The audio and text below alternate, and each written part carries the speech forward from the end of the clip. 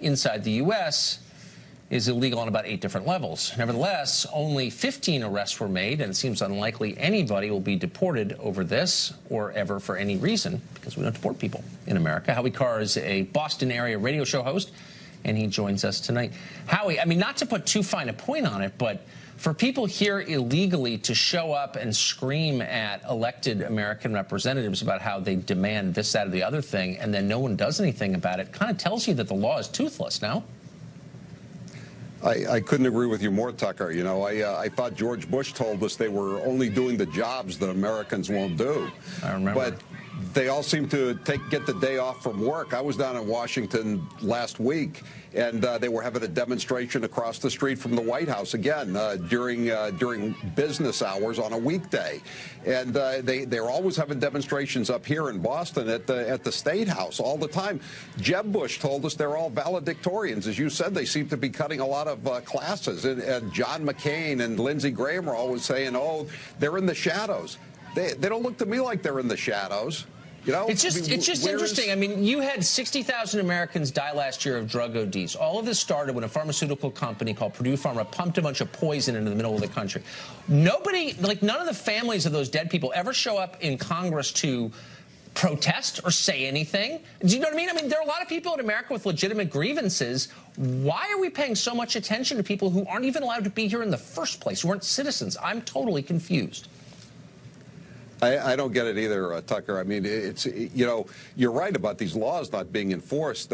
There was a song in the 60s, I Fought the Law and the Law Won. Yes. But it was done by Bobby Fuller IV. I think Bobby Fuller was an American because the illegal aliens always seemed to win. We had a case here in Massachusetts. The court system basically shopped for an illegal alien that they were going to make into a precedent, a poster boy for defying ICE, defying the federal authorities.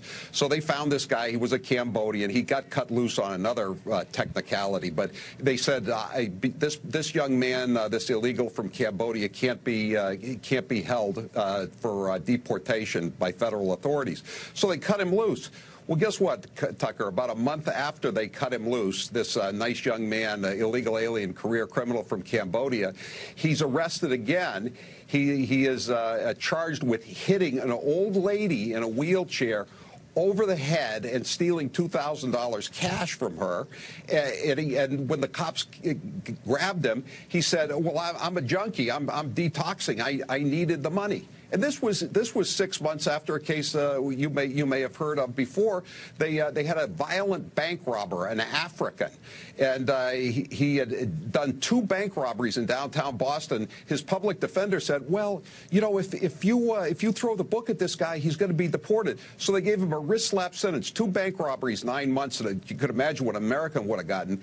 He does the time. He ends up doing 7 months. He gets out, and he almost immediately slits the throats, murders 2 anesthesiologists in South Boston. And by the way, Tucker, they happen to be legal immigrants themselves. I mean, so really quickly, I guess what confuses me is I'm not arguing that only immigrants commit crime. Americans commit crime, too. But when immigrants commit crime, the ruling class falls all over itself trying to pretend it didn't happen and makes excuses for it. Why is that? Where does that impulse come from? I think it's just guilt, Tucker. Yeah. I think this goes back. This is the way it goes all the way back to the Immigration Reform Act of 1965 with Ted Kennedy, and somehow we had to I don't know, expunge our guilt. I don't feel any guilt. You know, people are you know, coming over here, and they have more rights as they arrive than American citizens do. I don't understand it. It's such a great country. Why do the people who run it hate it so much and hate the people who live here so much? It's perverse. Howie, thank you, as always, for coming.